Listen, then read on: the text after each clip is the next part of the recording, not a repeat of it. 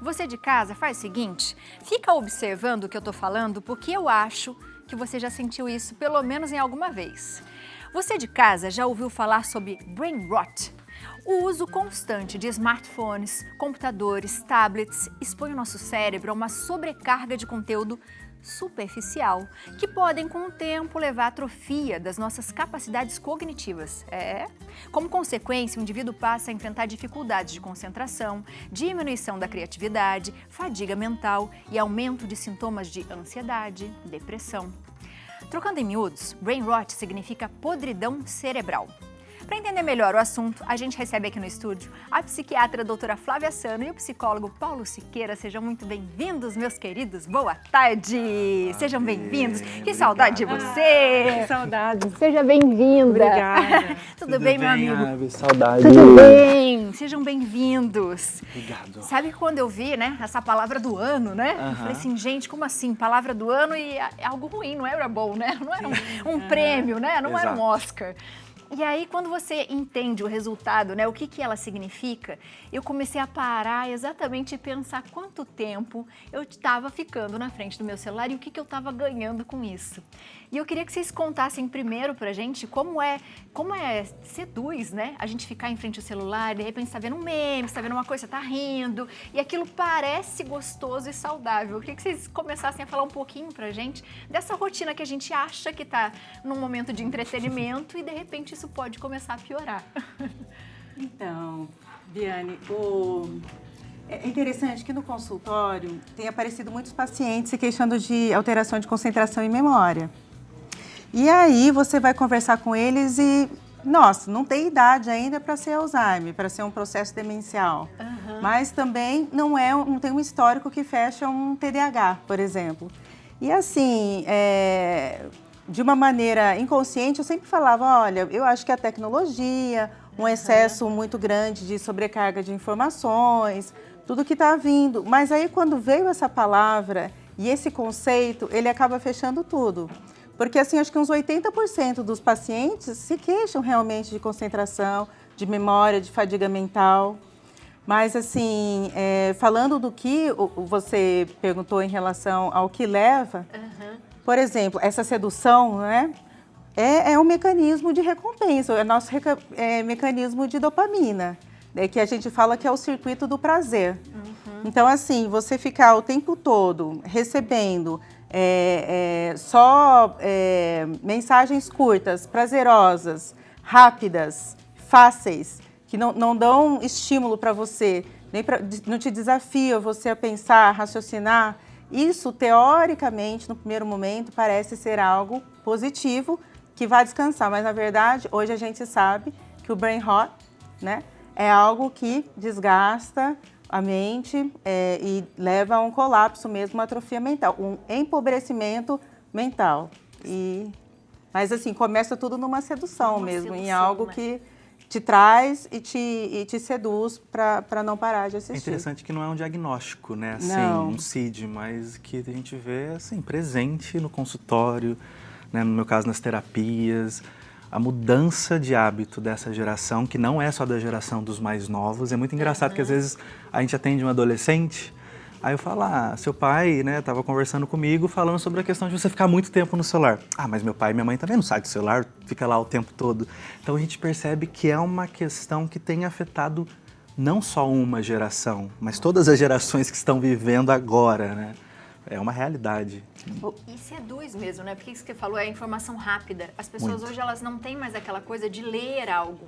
É superficial, não tem esforço. Sim. São só manchetes, né? A gente estuda isso, são só manchetes. Você não lê uma notícia completa. Se aquilo está escrito de uma forma superficial, você acredita que aquilo é verdade e não faz pensar. Não tem mais crítica sobre nada. Não tem mais crítica. Sim. Assim, eu tenho um receio que parece que a gente vai emburrecendo. Vamos. Né? Exatamente. É mais ou menos isso que acontece, porque parece que a gente não consegue mais ler. Acho que é por isso até do termo, né? O empodrecimento do cérebro.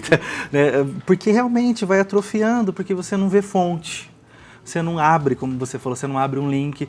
Eu lembro que um tempo atrás deu um link, começaram a jogar um link lá, isso há um tempo, acho que nem estava muito Instagram, acho que era mais Facebook. Jogaram um link assim, 30 dias de escuridão. NASA fala que vão ter 30 dias de escuridão. E eu lembro que várias pessoas começaram a compartilhar aquilo e eu parei e pensei, falei, gente, por que 30 dias de escuridão? Qual que é a base para ter 30 dias de escuridão? E muita gente estava acreditando. E a gente percebe o crescimento de fake news, porque até a fake news acaba entrando nisso e muitas pessoas acabam acreditando E em se qualquer aproveitando coisa, também disso, e né? muitas pessoas se aproveitam, porque a geração está assim, ela está tá preparada para qualquer tipo de assunto entrar. E isso causa ansiedade, causa histeria, né, de forma E eu acho que coletiva. apesar de a gente falar de uma maneira universal, de todas as gerações estarem sofrendo disso, mas tem duas com risco muito maior, né? Porque assim, por exemplo, a minha geração, a geração X, né, a geração Y, a gente tinha essa questão de não era só o mundo tecnológico. A gente leu bastante, a gente lia artigo, a gente ralava o estudava, a joelho. gente ralava. Agora sim. Ia na biblioteca, ver a Ia na Barça. biblioteca, ver a Barça. Tinha grupo de discussão maiores. Assim, agora você imagina essa geração que só é tecnológica. Que não conheceu. Só está se alimentando de informações vazias, superficiais, rápidas, informações muito fáceis que não desafiam. Que não é nem mais só Google, né? Hoje tem que a não IA estimulam. que entrega tudo pronto. Que entrega pronto, né? E outra geração é o idoso. Se o idoso começar a ter um brain rot, você imagina a questão de o desenvolvimento dele, que ele precisa estimular o cérebro para não evoluir. Tanto quem tem demência quanto os que não têm, né? Exato. Então, são duas gerações mais sensíveis, né, Paulo? Sim, e até nos nossos próprios convívios, quando a gente sai, vamos num restaurante, vamos numa pizzaria, em qualquer lugar, você olha, as pessoas estão no celular. Elas não olham mais para frente. Porque acaba não... ali na frente, a pessoa, eu vou precisar puxar assunto, eu vou precisar ali me esforçar. A gente tem preguiça de atender telefone. E o nosso cérebro, né, Flávia, ele tem um instinto de proteção, de sobrevivência e também de poupar energia. Então ele vê algo que chega rápido, que ele não vai precisar de esforço, inclusive uma interação social, ele vai preferir dar uma olhada aqui, um filme. É muito difícil hoje ver pessoas que assistam um filme sem parar para olhar no celular, porque como a gente tem vídeos muito curtos, os vídeos curtos eles são de clímax o tempo todo.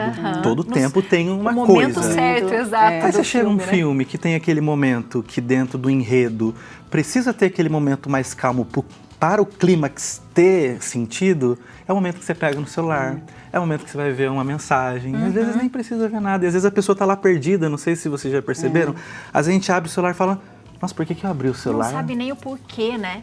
E uma coisa que eu acho interessante quando a gente fala de cérebro, você falou assim, por que eu vou fazer esse esforço? Eu penso que o cérebro, embora a gente ache que ele não faça parte do nosso corpo, Mas faz. Ele faz. E é igual a academia, né? Igual um exercício físico, por Sim. exemplo. Então o corpo, ele quer ficar no sofá assistindo uma série porque é confortável, é gostoso. Pra que eu vou levantar e vou, sei lá, fazer uma musculação, uma natação, enfim, qualquer coisa. Então é gostoso. E o cérebro é a mesma coisa. Se eu não exercito, a ideia é que ele fique ali parado e os músculos não vão funcionar e eu não vou mais pensar. É praticamente a mesma coisa, não é? Se a gente pensar em exercício físico e cérebro, por exemplo. Sim. Perfeito. E pior que a falta de interesse que a pessoa começa a ter sobre conteúdos mais profundos, sobre assuntos mais elaborados, é também a incapacidade depois de refletir sobre. Não é só ele se desinteressar, mas o cérebro começa a entrar numa desuso, numa atrofia que as pessoas começam a não conseguir mais, né? Por isso que gera ansiedade também nas pessoas, que quando elas precisam produzir alguma coisa mais complexa, ou pensar, ou elaborar alguma coisa, argumentar, elas não têm essa capacidade mais. E Dá isso pânico. pode gerar pânico, ansiedade. Exato. Inclusive, né, quem trouxe essa palavra do ano foi a Oxford, né? E aqui no Brasil, uma outra instituição que eu não lembro o nome, a palavra do ano de 2024 foi ansiedade. Então você percebe uma ligação nisso. Inclusive o Brasil, se eu não me engano, é o segundo país, acho que só perde para a África do Sul, posso estar errando aqui, mas eu sei que o Brasil é o segundo país que mais consome telas. Olha isso. Então você percebe, o Brasil é um dos países mais ansiosos do mundo, né, Flávia? O Brasil é o mais ansioso É o mais ansioso do pela mundo. OMS. Então aí você pega essa ligação do brain rot e que tá tudo ligado ali, interligado, então a gente percebe realmente que eu acho que é uma questão endêmica até, se a gente puder falar assim, de uma questão que está afetando muitas pessoas. Isso é um caso que precisa ser levado, a gente precisa realmente apertar um pouquinho o freio aí do quanto a gente está consumindo. E a gente pensa isso só na questão da inteligência em relação a conhecimento, mas a gente está falando de saúde mental. Exato. Porque do mesmo jeito que eu não estou, né, propenso a discutir uma crítica ou criticar algo e analisar algo, eu também não sei de repente o que eu estou sentindo. É difícil lidar com as minhas emoções quando eu estou vendo aquele monte de coisas na minha cabeça e que eu não estou nem pensando no que eu estou lendo, não estou nem entendendo por que eu estou ali. Que tipo, além da ansiedade, como isso pode afetar, por exemplo, nos adolescentes em relação à autoestima, né? Em relação a se defender, em relação a entender que às vezes a gente erra, que vai ter fracasso, que vai ter sucesso. Como que a gente pode lidar com isso? Sim, quando a gente fala de brain rot, a gente está falando mais da questão cognitiva, mas quando a gente fala da mídia social como um todo, a gente está falando dessa questão também da vitrine do perfeito. Exato. Né? O que as pessoas estão consumindo, que é tudo maravilhoso, que é tudo perfeito, que todo mundo viaja, que todo mundo consegue fazer tudo, e o quanto que isso mexe realmente com a autoestima do adolescente. E se pega o adolescente que está nessa fase, né, Flávia, de começar a olhar para si com mais intensidade, para o outro, e essa comparação, socialização, de individuação, de buscar a individualidade longe da família, e daí começa a olhar para essa perfeição, para os filtros, para tudo e para informações extremamente superficiais. Nós somos uma geração, uma época que tem muita informação, sim, mas muito superficial, muito superficial. Então você pega os adolescentes, realmente isso está afetando muito o desenvolvimento cognitivo, corporal, emocional, e as escolas, as instituições acabam não conseguindo se preparar tanto para competir, porque é desleal. Uma lousa sem graça competir com o celular. Exato, com tantos estímulos. Exato. Temos uma perguntinha para vocês, vamos lá. E outra, a gente não tem mais ídolos hoje, né? O adolescente não consegue ter um ídolo, não consegue ter uma banda que ele gosta, não consegue ter um ator exatamente que ele gosta, tudo muito rápido, muito Dura uma ligeiro. semana. Que a gente leva 6 meses para assistir um Titanic hoje, no mínimo, no mínimo. Ó, pergunta da Lene aqui, ó. Boa tarde. Eu tenho o costume de usar à noite na cama, no escuro, usar o celular à noite na cama e no escuro e fico com a visão turva, pesada. E para dormir tenho dificuldade. Tem a ver com brain rot? Obrigado, Lene, pela pergunta. Quer responder? Pode responder. Sim, tem tudo a ver com o brain rot. Na verdade, são 2 pontos aí. O primeiro ponto é de você estar o tempo todo, se estiver numa rede social, consumindo, né, conteúdos superficiais, muitas vezes, de uma maneira muito rápida, estimulando o seu circuito de recompensa. E o outro ponto é a tela azul, né, que ela inibe a produção de melatonina, então ela dificulta o sono. E vira uma bola de neve, porque você não dorme bem, você fica mais ansiosa, você tende no dia seguinte a procurar a essa consolidação do brain rot de novo, e assim vai, né? Vira uma bola de neve. Mas realmente sim, e muitos adolescentes, que a gente está falando de adolescente, não dormem bem por causa do celular. Né? Desse tipo de comportamento. É porque a gente precisa entender que, se a gente olhar o maior tempo do ser humano, não existia luz artificial, era assim, era realmente dormir com as galinhas. E hoje em dia a gente tem uma luz artificial o tempo todo diante de nós. Então o cérebro, ele não está acostumado com essa luz. Então o que ele está entendendo?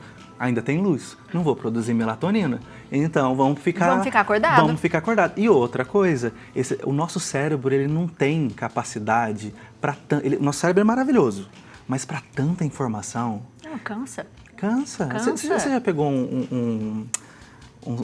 para ver filme, assim, uma lista de filmes, assim, você fica falando, nossa, não sei o que eu vou assistir, parece que não tem nada. Não e tem hoje em dia a gente tem uma locadora inteira. Exatamente. Eu queria que rapidamente a gente falasse para as pessoas o que a gente pode fazer para tentar melhorar, porque assim, ninguém está falando que a tecnologia é ruim e que você não é para você usar o celular, não é isso. É só para a gente ter esse equilíbrio, para você não ficar doente, né? Então eu queria que vocês dessem algumas dicas para que a gente volte, de repente, a fazer algumas coisas que não faz mais, para que a gente saia um pouco dessas telas.